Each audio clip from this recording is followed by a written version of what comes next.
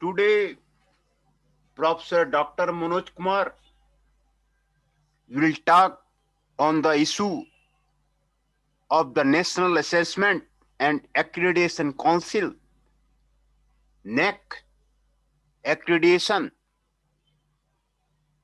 for the university and the college, a guidelines for the assessment and accreditation. Introduction. India has one of the largest and diverse education system in the world.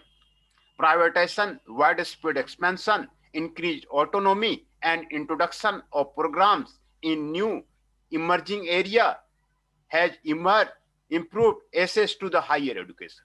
At the same time, it also led to the widespread concern on the quality and relevance of the higher education. To address these concerns, the national policy of the education and the program of action that spelled out strategic plan for the policy advocate the establishment of the independent national accreditation agency. Consequently, NAC was established in 1994.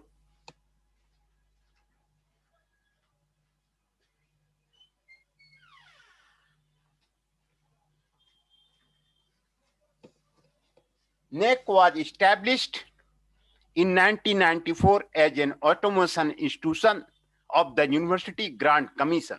The mandate of the NAC, as reflected in its vision statement, is in the making quality assurance an integral part of the functioning of the higher education institution.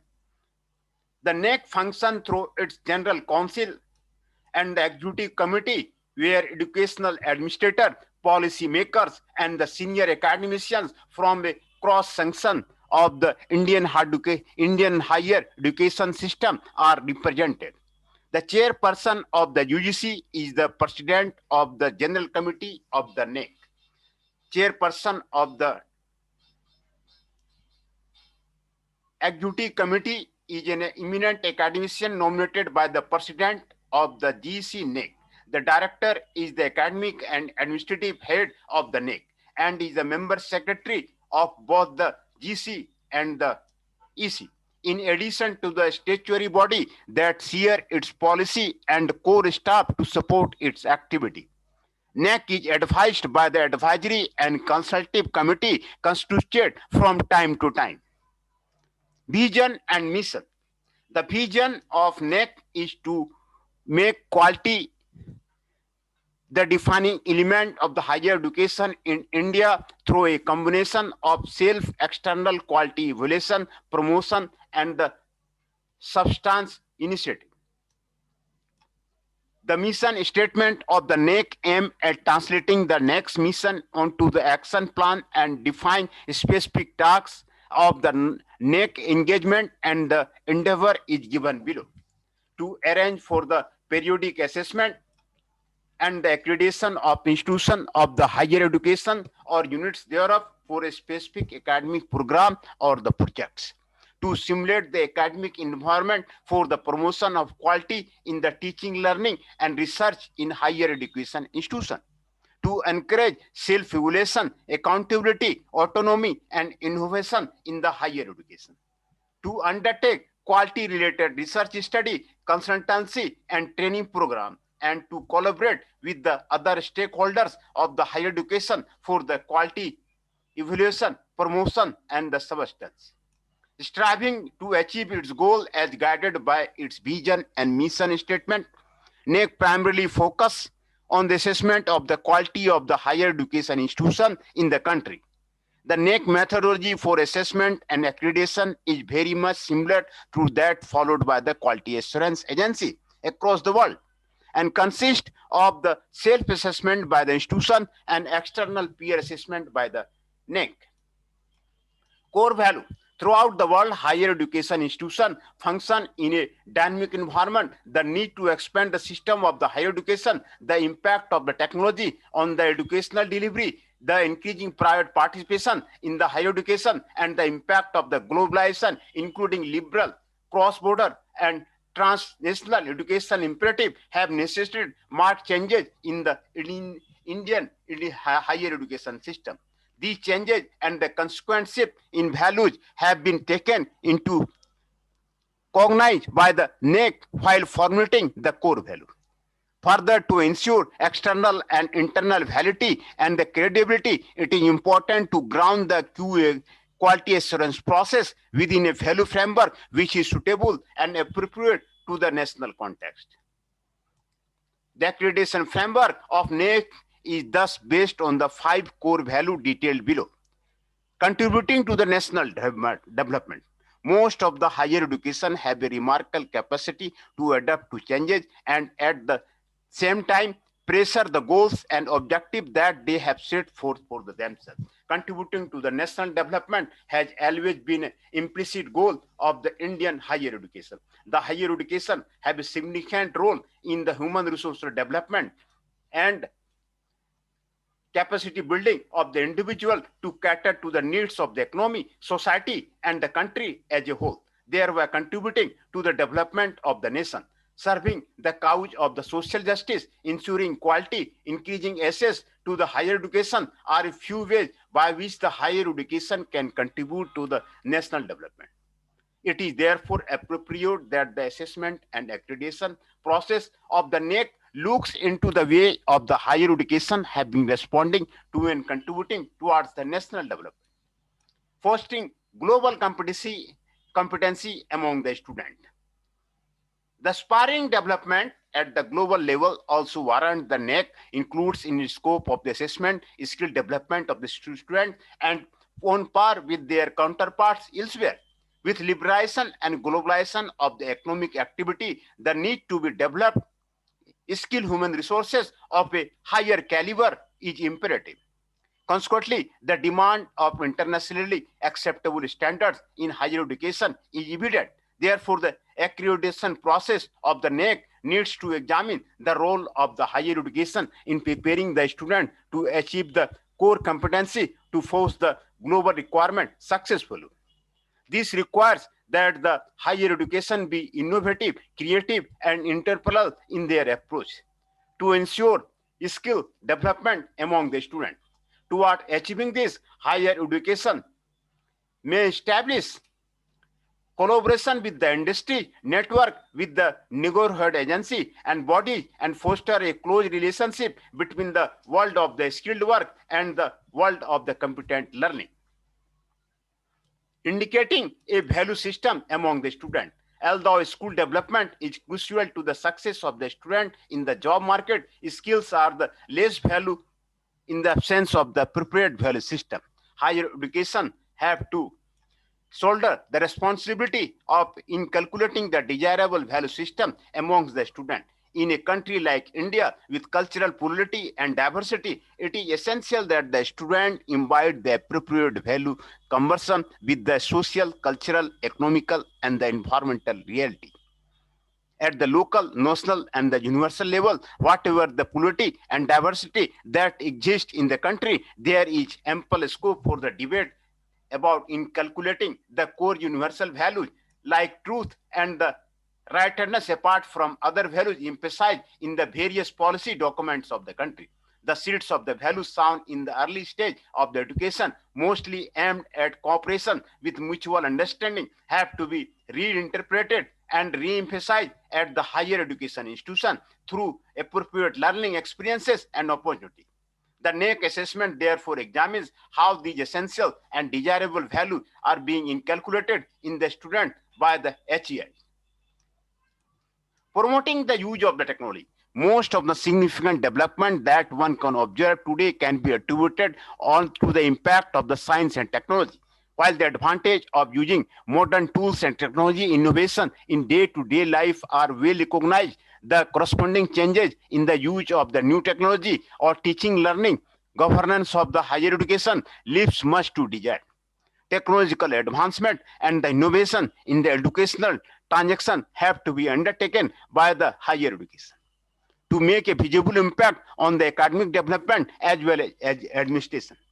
At a time when your educational institutions are expected to perform as good as their global partners, significant technological innovation have to be adopted Traditional methods of the delivering higher education have become less motivating to the large number of the students. To keep pace with their development in other spheres of the human endeavor, higher education have to enrich the learning experiences of their students by providing them with state-of-the-art educational technology. The campus community must be adequately prepared to make use of the information and communication technology optimal.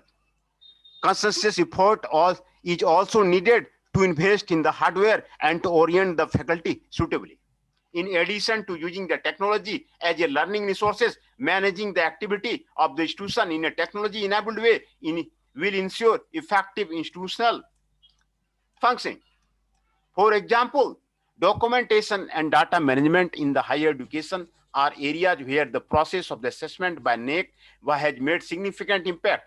Moving towards electronic data management and having institutional website to provide ready to the relevant information to the stakeholder and desirable steps in this direction. In other words, effective use of the ICT in higher education will be able to provide ICT literacy to the campus community using ICT for the research sharing and the networking as well adapting ICT enabled administrative process. Therefore, NAEC accreditation would look at how the higher education have put in place of their electronic data management system and electronic resources and their access to the internal and external stakeholder, particularly the student community. Quest of the excellence. Contributing to the national building and the skill development of the students, institutions should demonstrate a drive to the develop themselves into the center of excellence. Excellence in all that way will contribute to the overall development of the system of the higher education of the country as a whole. The quest of the excellence should start with the assessment or even earlier by the establishment of the steering committee for the preparation of the self-study report of an institution. Another step in this direction could be the identification of the strength and weakness in teaching and learning processes as carried out by the institutions. The 5 core values as outlined above from the foundation of the assessment of the institution that volunteer for accreditation by the NAEC in conformity with the goals and mission of the institution, the higher education may also add to these their one core of the value. Assessment, accreditation of the higher education. The force of the globalization and liberalization influenced the Indian higher education in a big way. In a situation where higher education, similar to the goods and other services, has to compete internationally, quality assurance becomes inevitable. Further, Indian higher education operates within a large framework comprising of the several agencies, national context, and social expectation, and each of these have a unique rendition of the goals. At the functional level, the effectiveness of the higher education is reflected in the extent to which all these layers of the goals mutually occur. In such context of the accreditation process is a beginning to bring in uniform quality and position of the higher education in such a way that they address more directly the quality provision and the express needs of the stakeholders. Focus of the assessment. NAEC assessment lays focus on the institutional development with reference to 3 aspects: quality initiative, quality sustenance, and quality enhancement. The overall quality assurance framework of the NAEC thus focuses on the value desirable practices of the higher education and incorporates the core elements of the quality assurance, the internal, external, and continuous improvement. The value framework of NAEC start with the choice of unit of evaluation, the institution as a whole. The accreditation process of NAEC, which involves a combination of the self-evaluation and external peer evaluation, implicitly or explicitly is concerned with looking at the development of aspects of the higher education in the context of the quality. Self-evaluation is a crucial in process of the accreditation and has a tremendous contribution in promoting objectively self-analysis, reflection, and professionalism on the part of the higher education. The self-evaluation performer of NAEC provided as a manual for self-study maps out different input, processes, and output and facilitate higher education to evaluate their strength, weakness, and areas for improvement. the self-evaluation process and the subsequent preparation of the self-study report to be submitted to the NAC involve the participation of the all stakeholders. Management, faculty members, administrative staff, students, parents, employers, community, and the alumni. While the participation of the internal stakeholders, management, staff, and student provide credibility and ownership to the activity and could lead to the newer initiative. Interaction with the external stakeholders facilitate the development process of the institution and their educational services. Overall, it is expected to serve as a catalyst for the institutional self-improvement, promote motive innovation, and strengthen the urge to action. NAC's role in steering assessment does not stop with the coordinative function, but extend to the post-accreditation activity, especially in facilitating establishment of the strategic quality management system for the ensuring continuous improvement. One of the major contributions of the NAC towards this is the promotion of the internal quality assurance cell, IEQ cell, which is the important for the any of the institution that happening in the case of the IQA cell, resulting in building in the quality culture. The IQC are not expected to facilitate the international and institutional of the quality, but also to activate the system and raise the institutional capability to higher levels, ensuring continuous quality improvement. Criteria and the key aspects of the assessment. The criteria based on the NAC forms form the backbone of the accreditation. The 7 criteria represent the core function and activity of an institution and broadly focus on the issue which have a direct impact on the teaching, learning, research, community development, and the holistic development of the student. The NAC was identified the following 7 criteria to serve as the basis for the assessment. Circular aspects, teaching, learning, and evaluation, research consultancy and extension, infrastructure and learning resources, student support and progression, governance, leadership and the management, innovation, and the best practices. These are the 7 criteria. The criteria-based assessment promotes the judgment based on the value. For example, the criteria on governance, leadership, and management promotes the value of such as a participation, transparency, teamwork, system view, justice, self-reliance, and the probity in the public finance. The key aspect identified under each of these 7 criteria reflect the process and the value of the higher education on which the assessment is made. The question under each of the key aspects focus in the particular on the outcome. The institutional provision will contribute to these and their impact on the student learning and the development. The strength and weakness in one of the area may have an effect on quality in another area. Thus, the issue addressed within the criteria and the key aspects are closely interrelated and may appear to be the overlapping. The criteria and the key aspects are not a set of the standards or measurement tools by themselves and don't cover everything which happens in the every higher education. They are the levers of the transformal chain and provide an external point of reference for evaluating the quality of the institutional under assessment. NAC uses the same framework across the country. Using the same framework across the country provides a common language about the quality and makes it as much easier for everyone to go in the one direction and evidence based on the policy making. Criteria 1, curricular aspect. Depending on the responsibility of the various institutions, the criteria deals with the curriculum development and implementation process. The criterion looks into how the curriculum either assigned by a university or marginally supplemented or enriched by an institution or the totally remade, depending on the freedom allowed in the curriculum design aligns with the institutional mission. It also considers the practice of an institution in initiating a wide range of the program options and courses that are in tune with the emerging national and the global trend and relevant to the local needs.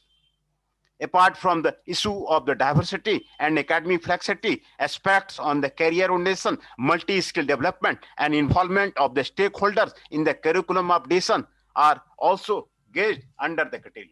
The focus of this criterion is captured in the following key aspects: curriculum design and the development for university and the autonomous college, curriculum planning and the implementation for affiliated and the constituent colleges, academic flexibility, curriculum enrichment feedback system. U applicable only for university and the autonomous colleges, applicable only for the affiliated and the constituent colleges. Curriculum design and development. The key aspect is applicable only for the university and the autonomous colleges. University and autonomous colleges play a major role in the curriculum design and development, thus are expected to have process, system, and the structure in place to shoulder this responsibility. Curriculum design and the development is a complex process involving several steps and expert. It is a process of developing appropriate need-based curriculum in consultation with the expert groups based on the feedback from the stakeholder, resulting in the development of the relevant program with the flexibility to suit the professional and the personal needs of the student and realization of the core value. The key aspect also considers the good practices of the institution in initiating a range of the program options and courses that are relevant to the local needs and in tune with the emerging national and the global trends.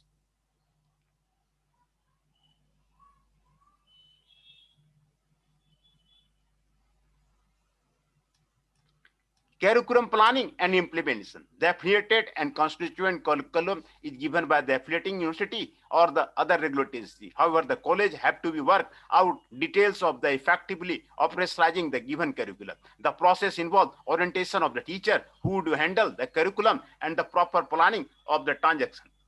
It also requires an understanding on the various teaching learning practices and their appropriate use. Since acquisition of the competency occurs at the different paces for the different learners, it is required that the institution have specific implementation plans identifying the time to be spent on the specific component. In addition, if the institution is providing especially designed courses, it also has the responsibility to develop the appropriate need-based curriculum on the consultation with the stakeholders. Academic flexibility refers to the freedom in the use of the time frame of the courses, horizontal mobility, interdisciplinary option, and other facility at a particular transaction. Supplementary enrichment program introduced as an initiative of the college, credit system, and the choice offered in the curriculum. In terms of the program, curricular transaction and time frame options are also considered in the key aspect. Curriculum enrichment. Every academic institution translates the curriculum framework and the specified syllabus by rendering them into the practical forms in which the main focus is on the student attributes and the holistic development of the student so that he/she can display multiple skills and the quality. For effective transaction of the curriculum, it is required, it is up to date for keeping the curriculum up to date and introduce the appropriate changes within the given curriculum. Several inputs are provided parallelly for the sequential.